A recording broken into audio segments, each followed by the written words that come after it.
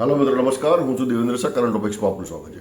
મિત્રો, Ahmedabad municipal corporation માટે નાણાકીય વર્ષ 2026-27નું ડ્રાફ્ટ બજેટ આવતીકાલે એટલે કે 4 ડિસેમ્બરે મ્યુનિસિપલ કમિશનર રજૂ કરશે.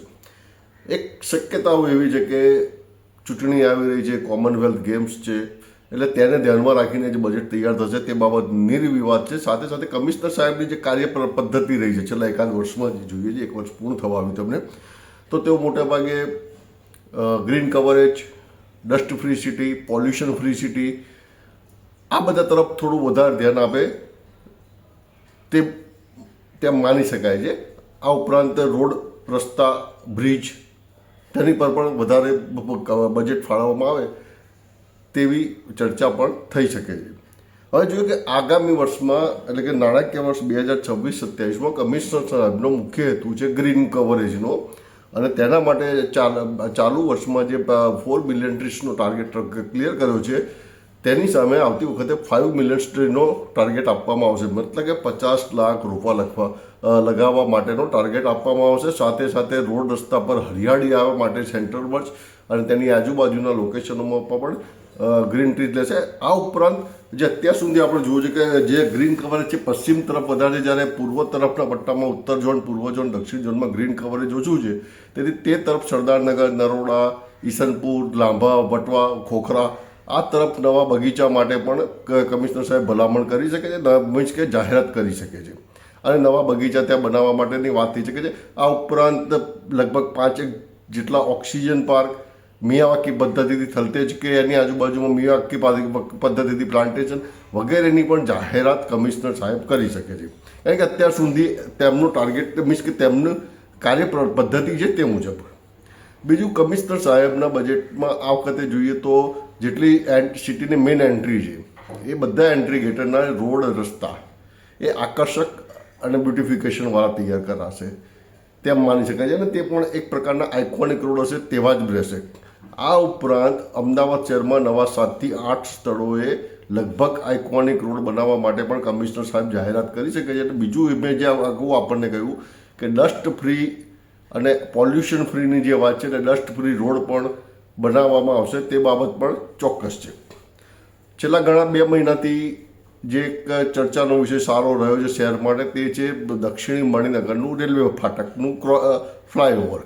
એટલે દક્ષિણી, પુનિતનગર અને વિંજોલ આ 3 ક્રોસિંગ પર ફ્લાયઓવર બનાવવા માટેની જાહેરાત તો થઈ ચૂકી છે કે બનાવવામાં આવશે, પરંતુ તેના માટે 50% ખર્ચ રેલવે વિભાગને 50% ગુજરાત અર્બન ડેવલપમેન્ટ કોર્પોરેશન આપશે, GUDC તરફથી છે.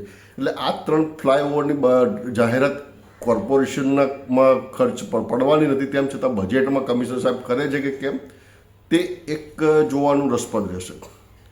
સૌથી વધારે મહત્વનું છે કે કમિશનર સાહેબ છેલ્લા 3 મહિનાથી એક અલગ પ્રકારના રોડ માટે પ્રયાસ કરી રહ્યા છે, અને તેના માટે જે ફિઝિબિલિટીથી માંડી બધી ચકાસણી ચાલી રહી છે. તે જે બોપલ ગુમાથી શરૂ કરીને શિવરંજની ઇસ્કોન સુધીનો બ્રિજ, આ એક સ્પ્લિટ ફ્લાયઓવર બનશે અને સારામાં સારો લાંબો ફ્લાયઓવર બની શકશે, પરંતુ તેના માટે ફિઝિબિલિટી કેટલી છે તેની ચકાસણી ચાલી રહી છે. પરંતુ લગભગ કમિશનર સાહેબ આ બ્રિજને ની જાહેરાત બજેટમાં કરશે, તેમના ડ્રાફ્ટ બજેટમાં કરી શકે છે. તેવી રીતે સરખેજમાં પણ એક ફ્લાયઓવરની જાહેરાત થઈ શકે છે. ટ્રાફિક સમસ્યાઓને ધ્યાનમાં રાખીને એક અંડરપાસ કદાચ શ્રેયસ ક્રોસિંગ પાસે આપી શકે છે. શ્રેયસથી આયોજનનગર તરફના રોડ પર એક અંડરપાસની જાહેરાત થઈ શકે છે. આ ઉપરાંત હાથીજણમાં ગેરતપુર સ્ટેશન પર પણ ફ્લાયઓવર કે 4 લેન ફ્લાયઓવર બનાવવાની જાહેરાત થઈ શકે છે તેમ માનવામાં આવે છે. રિવરફ્રન્ટથી એરપોર્ટ સર્કલ સુધી કેન્ટોનમેન્ટની જગ્યામાંથી અંડરપાસ બનાવવા માટે પણ એક પ્રયાસ ચાલી રહ્યા છે. અને આ ઉપરાંત એક હાંસોલથી કોટેશ્વર બ્રિજ સુધીનો પણ એક રિવર બ્રિજ બનાવવા માટેની પણ ચર્ચા ચાલી રહી છે. કદાચ આવતીકાલના ડ્રાફ્ટ બજેટમાં નાણાકીય વર્ષ 2026-27ના બજેટમાં કમિશનર સાહેબ તે અંગે વિધિવત જાહેરાત કરી શકે છે.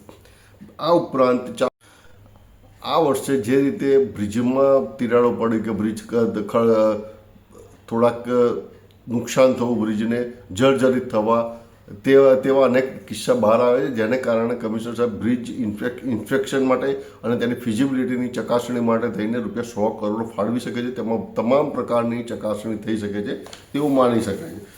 તદુપરાંત અમદાવાદ બોટાદ લાઇન પર કે અમદાવાદ સાણંદ લાઇન પર રેલવે અંડરપાસની પણ જાહેરાત થઈ શકે છે. ફાટક ફ્રી અમદાવાદ બનાવવાની યોજના અંતર્ગત આ પણ એક જાહેરાત થઈ શકે છે. કમિશનર સાહેબ અમદાવાદને 100% ડ્રેનેજ કવરેજ આપવા માંગી શકે કરી શકે છે. અત્યારના આંકડા મુજબ જોઈએ તો 98% ડ્રેનેજ કવરેજ છે, માત્ર 2% કવરેજ બાકી છે. તેથી અમદાવાદ મ્યુનિસિપલ કોર્પોરેશનની હદમાં જે નવા વિસ્તારો ભેળવાયા છે તેમાં ભાડર, સિલર, સરખેજ, ગોતા, લાંભા, ઓગણજ આ બધામાં તેઓ ડ્રેનેજ નેટવર્કના કામ જાહેર કરી શકે છે. તદ ઉપરાંત વધુમાં જે વરસાદી પાણી ભરાય છે વોટર લોગિંગ સ્પોટ દૂર કરવા માટે પણ એક લાંબા ગાળાની યોજનાની જાહેરાત થઈ શકે છે.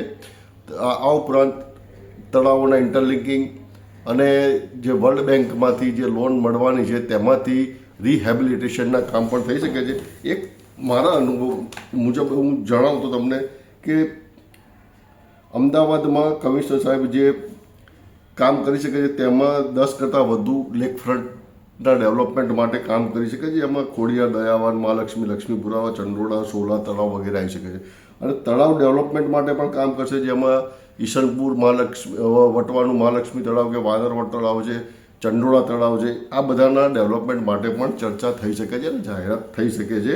સૌથી વધારે છે કે જે નવા ભળેલા વિસ્તારો છે, ચિરોડાની ટીપી 24માં સ્ટોમ વોટર નાખવા માટે કે કલ્હાર એક્ઝોગેટા ઉત્તર પશ્ચિમ ઝોનમાં ટીપી 217માં સ્ટોમ વોટર નાખવા માટે, સરસપુર બાપુનગરમાં જ્યાં સૌથી વધારે વરસાદી પાણી ભરાય છે તેના માટે પણ કમિશનર સાહેબ જાહેરાત કરી શકે છે, લાંબા ગાળાનું આયોજન કરી શકે છે. આ એક અનુમાન છે, પણ આવું થઈ શકે છે. તદ ઉપરાંત જે પાણીની સમસ્યા માટે છે, પાણી પીવાલાયક પાણી માટે, તો તેના માટે તો પૂરતા પ્રમાણમાં વોટર ડિસ્ટ્રીબ્યુશન સ્ટેશન અમદાવાદ પાસે છે. માત્ર જાસપુર, કોતરપુર કે રાસકાની ક્ષમતામાં વધારો કરવાનો રહે છે. એટલે કદાચ જાસપુરમાં અને રાસકામાં નવા પ્લાન્ટની કેપેસિટીમાં, હયાત પ્લાન્ટની કેપેસિટીમાં વધારો કરવાની જ્યારે થશે. આ ઉપરાંત જે આપણે થોડા સમય પહેલાં સ્ટેન્ડિંગ કમિટીમાં પાસ થયું છે નરેન્દ્ર મોદી સ્ટેડિયમની જે લાઈનો શિફ્ટ કરવાની છે 40 કરોડના ખર્ચથી, તેની જાહેરાત પણ આમાં થઈ શકે છે. અમદાવાદમાં નવા લગભગ હું માનું ત્યાં સુધી 7 થી 8 નવા વોટર ડિસ્ટ્રીબ્યુશન સ્ટેશન કે જે નવા વિસ્તારો છે, સરખેજ છે, રાણીપ છે, નવા રાણીપ, વેજલપુર છે, આવા વિસ્તારોમાં બનાવવા માટે જાહેરાત કરી શકે છે. શહેરમાં 2030માં કોમનવેલ્થ ગેમ્સનું આયોજન થઈ રહ્યું છે, એટલે તેને અનુલક્ષીને વધુમાં વધુ સ્પોર્ટ્સ સંકુલ બનાવવા માટે પણ કમિશનર સાહેબ ભાર મૂકી શકે છે. તેમજ મોટેરામાં જે નરેન્દ્ર મોદી સ્ટેડિયમની બાજુમાં સરદાર પટેલ સ્પોર્ટ્સ સંકુલ તૈયાર થઈ રહ્યું છે, તેથી તેની આસપાસમાં પણ ડેવલપમેન્ટ કરવામાં આવશે. એ વિસ્તારની હયાત ડ્રેનેજ લાઈનો બદલી મોટી ડ્રેનેજ લાઈનો કરવાની, તથા જ્યાં નથી નોન ટીપી વિસ્તારમાં કે ટીપી જે ખુલેલી વિસ્તાર છે ત્યાં ડ્રેનેજ લાઈન પણ બદલી શકશે. આ ઉપરાંત જે આવાસ યોજનાઓ છે, કોર્પોરેશનની વિવિધ આવાસ યોજનાઓ છે, એફોર્ડેબલ હાઉસિંગ છે, તેને પણ ગ્રીન બિલ્ડિંગ બનાવવા માટેની કવાયત થઈ શકે છે. કારણ કે સમજી લો કે આટલા વૃક્ષો લગાવ્યા પછી અમદાવાદનું ગ્રીન કવરેજ હજી તેના પૂર્ણ લક્ષ્યાંકને પ્રાપ્ત થઈ શક્યું નથી. તેથી તેની પણ જાહેરાત થઈ શકે છે. પોલ્યુશન ફ્રી સિટી બનાવવા માટે વિવિધ નવા ચાર્જિંગ સ્ટેશન બનાવવામાં આવશે અને પર્યાવરણલક્ષી બજેટ રહેશે. પ્રદૂષણની માત્રા ઓછી કરવા માટે ઠેર ઠેર સેન્સર મીટરો લગાવવા માટે પણ કમિશનર સાહેબ જાહેરાત કરી શકે છે. એકંદરે જોવા જાવ તો ફરીથી રિપીટ કરું છું, કમિશનર સાહેબનું બજેટ જે છે તે પ્રદૂષણ મુક્ત અમદાવાદ માટેનું રહેશે, ગ્રીન અમદાવાદનું રહેશે, ક્લીન અમદાવાદનું રહેશે. આ તે જ કારણે કોમનવેલ્થને ધ્યાનમાં રાખીને કોમનવેલ્થ 2030ને ધ્યાનમાં રાખીને શહેરના વિકાસ થાય, શહેરના રોડ રસ્તા સારા, બ્યુટિફિકેશનને ધ્યાનમાં વધારવા માટેના જાહેરાતો વિવિધ થઈ શકે છે. 2025-26ના બજેટ જે ડ્રાફ્ટ બજેટ હતું એ લગભગ 14,000 કરોડનું હતું, 14,001 કરોડનું હતું. આ બજેટમાં કદાચ 1,500 કરોડની આસપાસનો નવો વધારો કમિશનર સાહેબ કરીને લગભગ 15,500 કરોડની આસપાસનું બજેટ, ડ્રાફ્ટ બજેટ જાહેર કરે તેવી સંભાવના દેખાઈ રહી છે. જો કે નાગરિકો માટે આનંદની વાત એ છે કે આ બજેટમાં કોઈપણ જાતનો નવા કર નાખવામાં આવશે નહીં અને ચૂંટણીનો નજીક આવી રહ્યો હોવાથી શાસક પક્ષને નુકસાન થાય તેવી કોઈ પણ જાહેરાત બીજી થશે નહીં તે બાબત 100% છે. આશા છે આ વિડીયો આપને પસંદ આવી હશે. જય ભારત, જય હિન્દ, જય જય ગરવી ગુજરાત.